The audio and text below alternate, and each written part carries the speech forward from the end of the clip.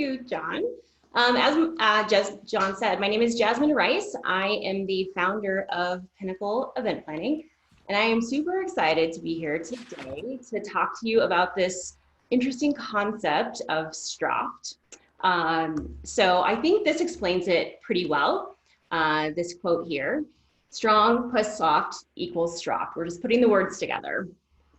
So water is fluid, soft, and yielding, but water will wear away rock, which is rigid and cannot yield. As a rule, whatever is fluid, soft, and yielding will overcome whatever is rigid and hard. What is soft is strong. So I wanted to start first by talking about toilet paper.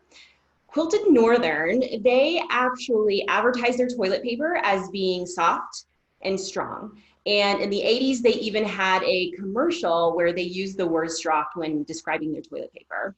And I think most of us would agree that we appreciated strong and soft toilet paper. So when I was Googling the word STROFT, I came across Quilted Northern, and I also came across a company in Germany that uses fishing line, and it's called STROFT. So it's very strong and it's bendable in the water and it won't break on you when you're fishing. But I couldn't find anyone that was using the concept of STROFT to describe a personality trait. So that's why we're here today. So I wanted to actually take you back about a year to last summer. So last July, I lost my job after 13 years with an organization. It was completely unexpected. I was devastated.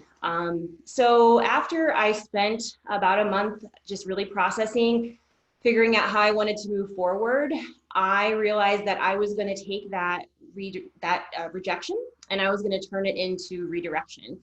And that's when I founded my company, Pinnacle Event Planning. And I was super excited. Things were going very, very well. And I had 3 contracts in place by January of this year. And then COVID happened. I lost my 3 contracts, and everyone else that I was negotiating event contracts with, they were canceling their events left and right.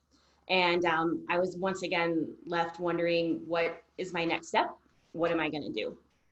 And I think due to COVID, many of us can relate to that. I think this has changed what we do, and we're asking ourselves, where do I go from here? How do I adapt? How do I change? How do I move forward? How do I stay strong when all of this unknown is happening to us right now?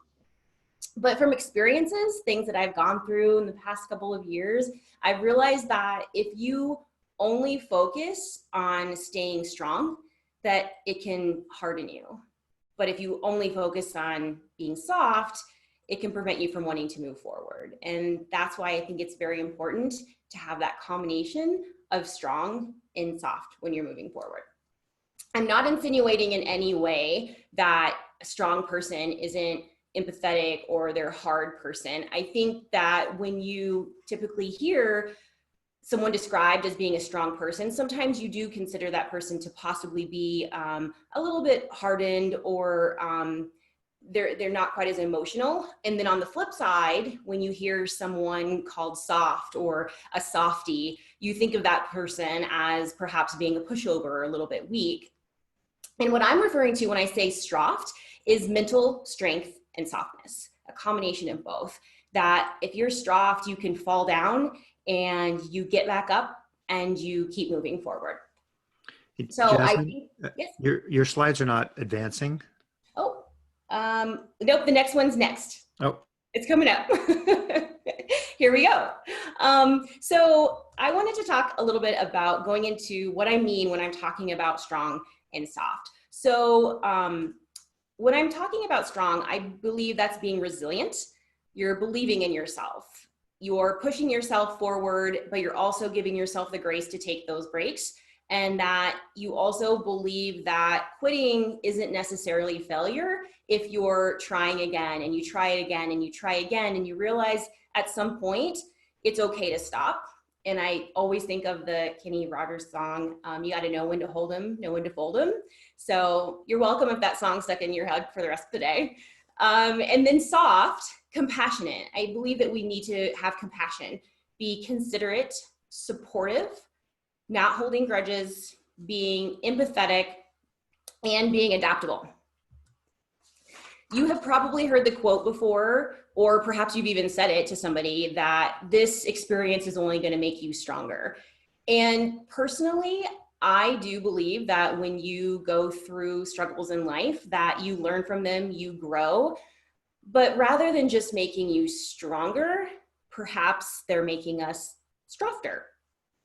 So COVID continues to be, and it has been for a while, something that is leaving us very unknown with what to expect next. And some businesses are being forced to close their doors, and others are having to learn how to adapt and come up with creative ways to continue to move forward.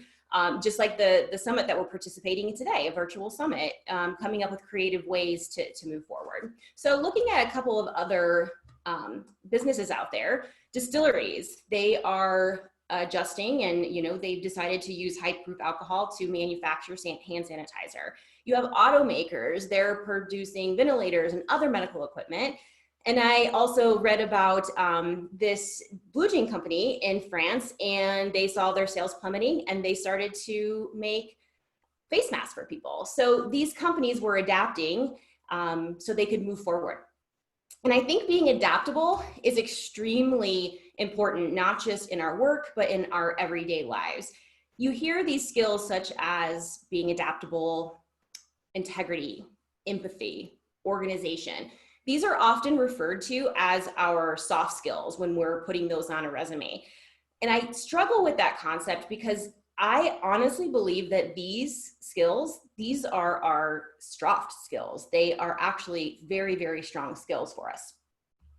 If we look at this from a professional side here, you have your hard skills or strong skills versus your soft skills. These are things that you might list on your resume.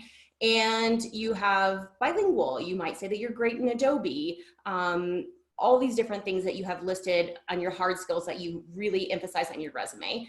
Versus your soft skills, integrity, dependability, creativity, adaptability. I think that it is a hell of a lot easier to teach someone Adobe than it's to teach an adult how to have empathy. And I think these skills are extremely important for us. And as event planners, I think they're very natural for us to have. Career Builder, they actually had a report that said 77% of employers are looking for employees that have a culmination of all of these different soft skills. That's very, very important for them. However, those usually aren't the skills that we are pushing forward and making important in our resumes. So as event planners, I believe that these soft skills they're just natural to us. It's part of the reason we went into this industry. So we are friendly. It's very important, again, one of these STROFT skills. And I personally have yet to meet an unfriendly event planner. They're probably out there, but I haven't met them yet. We're good listeners. Being a good listener is extremely important when you're in event planning because we need to know what our clients want and we need to listen to what their needs are. Being organized, we might have 4 events, 8, 29 events that you're organizing at once, and you need to make sure that you're giving everything to each of those events and being able to juggle all of them at once. Being creative. Again, I think this is a great example of the summit that we're participating in today. We can't be together in person and we got creative and here we are. And then also being adaptable. As event planners, I think we all know that you can have an event planned out. It's supposed to go a certain way and something's not going to go right. So we learn how to be adaptable and be flexible and fix those little things that might happen along the way. We are all going to experience failures and setbacks in life, whether it's personally, professionally, COVID related, non-COVID related, and it's learning how to be STROFT in those situations that I think they help us move forward. We as humans, we tend to categorize people in one area or another. We say they're street smart or book smart, they're creative or responsible, they're strong or they're soft. And I just beg the question, why can't we be both? So developing this ability, I think it takes practice. You're not just going to be able to do it overnight. And it's an art, but I think it's something that we, again, as event planners, it's natural for us. It's natural for us to really focus on those STROFT skills. I came up with an acronym for STROFT. So we have S, strive. I think we always need to strive to be the best that we can be, not trying to be perfect, but just trying to just be the best that we can be, being authentic with ourselves, listening to ourselves, and just being yourself. T, trust, trusting yourself. It's difficult to learn to trust other people, but it can be just as difficult to learn to trust yourself, listening to that gut feeling that you have and trusting that you're going to be making the right decision. R, rise to the occasion, rise above the negative and just keep pressing forward. O, optimism. Being optimistic, I don't think it necessarily means that you always are looking at the glass as half full. I think that you're just looking at the fact that the present situation that you're in is not necessarily going to determine how things are going to end up. So you're just being optimistic that you can move forward.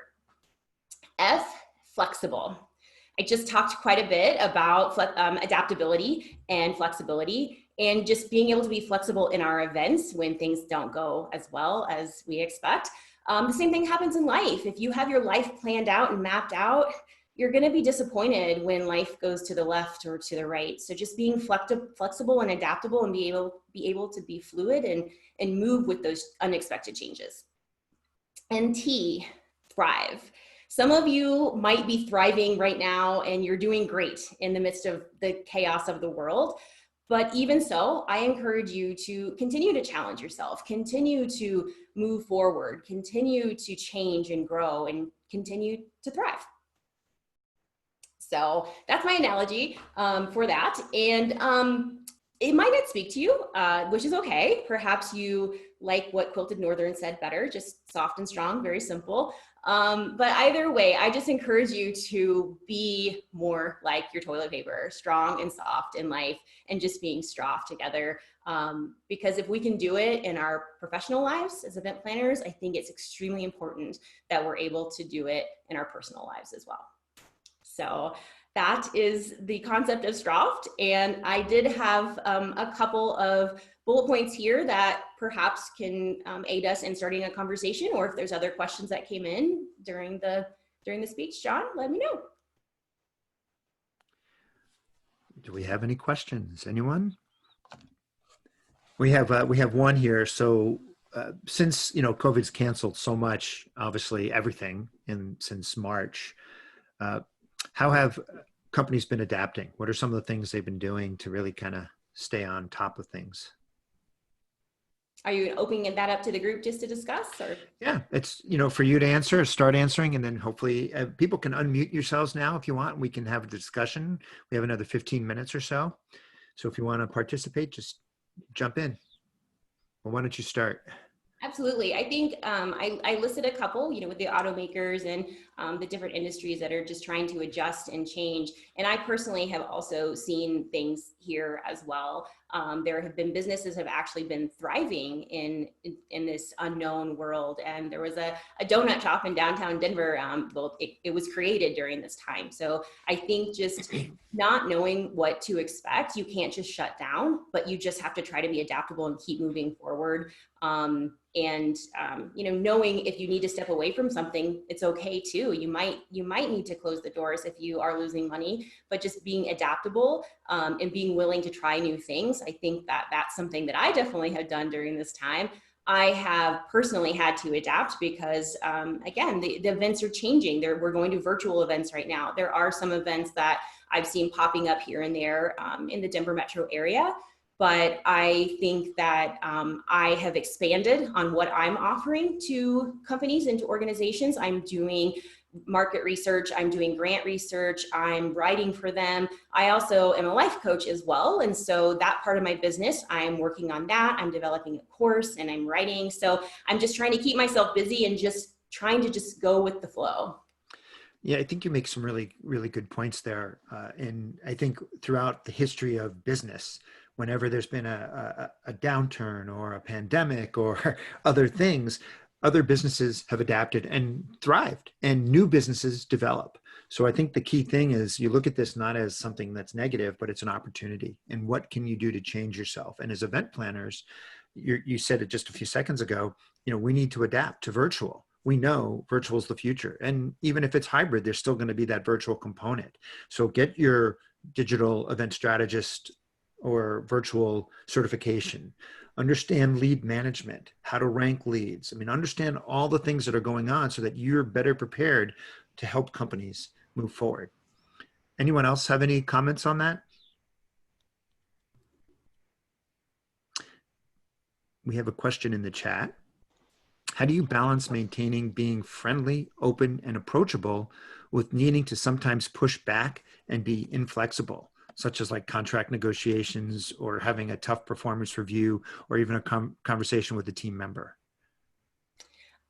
I think that you can be assertive without coming across like a jerk. I think that that I mentioned that it takes practice with these soft and strong skills that people tend to lean one way or the other, and just trying not to go one way too far on the pendulum and kind of trying to stay in the middle there, because it is important to have boundaries. It is important to make sure that you are being assertive when necessary, but you also can do that with being kind. I mean, it's important to know how you would like someone to be speaking to you. It's the same way that you need to come across that way. It's kind of a leadership question too, right? As leaders, we have to be compassionate, but at the same time, we have to make tough decisions. Absolutely. And so, yes, if you have to lay someone off or have that tough conversation, it's never easy, but we have to understand what that person's going to go through when you tell them that they're losing their job. Absolutely. Any other questions? Come on, guys, there's got to be someone with some interest. Because I really like this idea of STROFT. I think it's a great concept. Oh, there we go, Kim. Hey there. I wanted to ask you, do you feel like since you transitioned out on your own a year ago that you were better prepared to handle, I'm going to call it the devastation of the pandemic, right? Like I feel like most of the audience is here because we're all at home and not in an office, and there's a little more flexibility there. But, I think so many people that were very comfortable in living in a very comfortable space have been really thrown by this year. Do you feel like you're better prepared for this shift because you had sort of already had trauma last year? Absolutely. I think that no one knew what to expect, but because I didn't have to be at an 8 o'clock meeting every day. And so I had already learned some of those things, those skills that you need when you're working on your own or you're working from home, making sure that I set my own schedule, doing my own research. And so I think I was a little prepared in that sense. But then, being employed on my own and losing those contracts, I was panicking a little bit on what my next steps were going to be versus, an organization that does have an event planner. And even though their events were canceled, they're still trying to figure out how the event planners can assist the organization in other ways. I didn't have that. But I did definitely with making sure that I was disciplining myself when, setting my own schedule up, which is something I think that has taken a lot of people time to adjust to when they're working from home and not heading into the office every day. So yes and no. Yeah, that's fair. I understand the the whole not having any security behind you, even if you are doing work that you don't like or work that you hadn't previously done. But I was curious what your position was on just having already lived through something that you didn't ask for, if you felt like you were better prepared for how hard this year has been. I do believe so. And I think that, when I was first going through the transition of, starting my own business, having left my job after 13 years, I was focusing only on being strong and just being able to get through it. And I really did notice that it was really kind of hardening me and I was putting up walls. And so when this happened, I felt that I was already being more open to, okay, well, that's not working. So now what's down this road? What's down behind this door? Just being a little bit more flexible. I've definitely noticed that. Yeah, Cool. I mean, STROFT is that example right there, Absolutely. right? I mean, and I'm in the same situation, very similar. And you got to make things happen. You just can't sit back. You have to be sort of aggressive, go out there, talk, network, communicate, and just keep talking and improve your skills. This is the time to do it.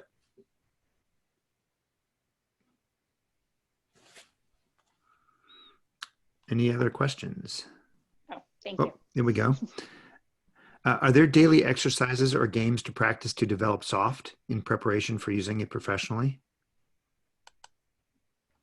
I think that's a great question. And I usually steer clear of giving people examples because everybody is so different on what they want. For example, self-care. I know that there is a presentation today on self-care. And if you try to give someone a list of these are the top 10 self-care things that you should focus on, everybody's different. You might be listing out getting a massage or, getting a manicure, and not everybody wants that. That's not self-care to everybody. So I think it's very personal. And I think it's just you trying to figure out, how you respond in certain situations. And I've done this myself is if I have a situation happen and I realize I should have responded differently, actually tracking that, recording like, okay, I could have done this a little bit differently. I think that can help you the next time you experience a situation to remain a little bit softer if that situation arises again.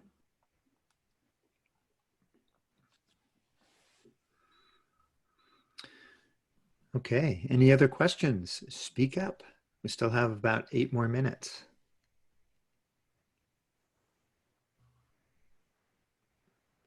John, have you had to remain STROFT?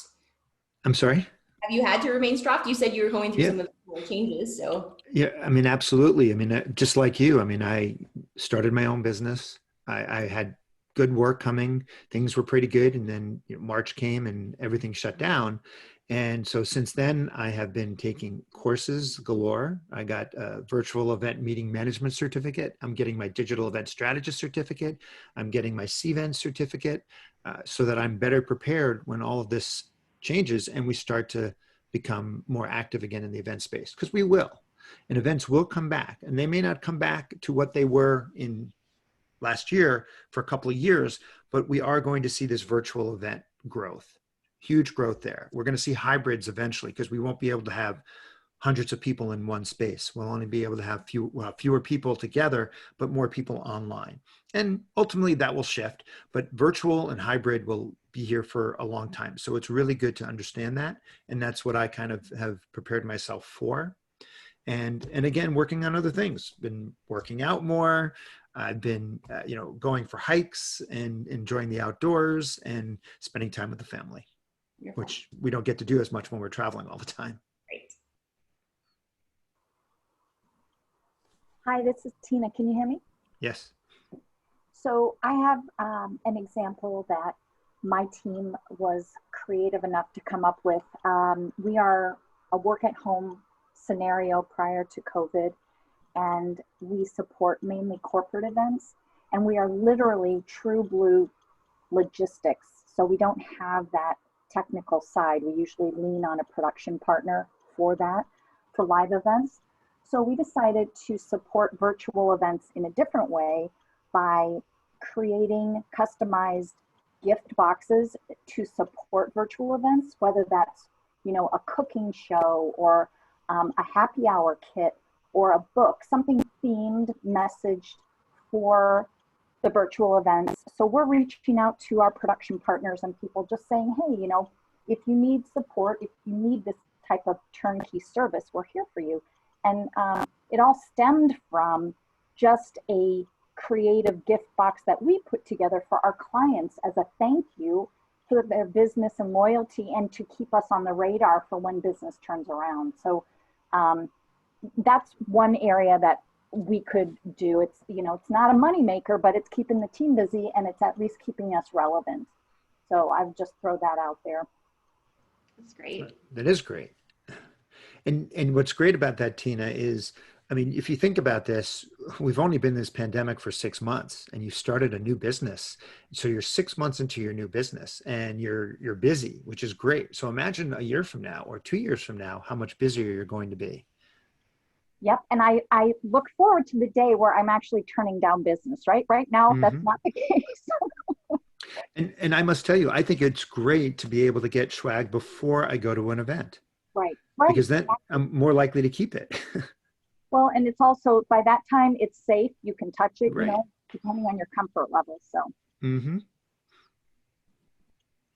Great example. Nice job, Tina. Thank you. It's a team effort. I believe teamwork makes the dream work. So, okay. I mean, there's two T's in STROFT, so teamwork could be one of them. I love that. I love that.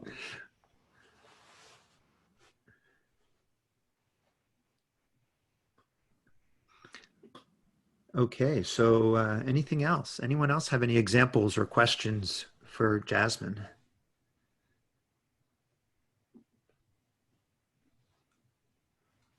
Okay.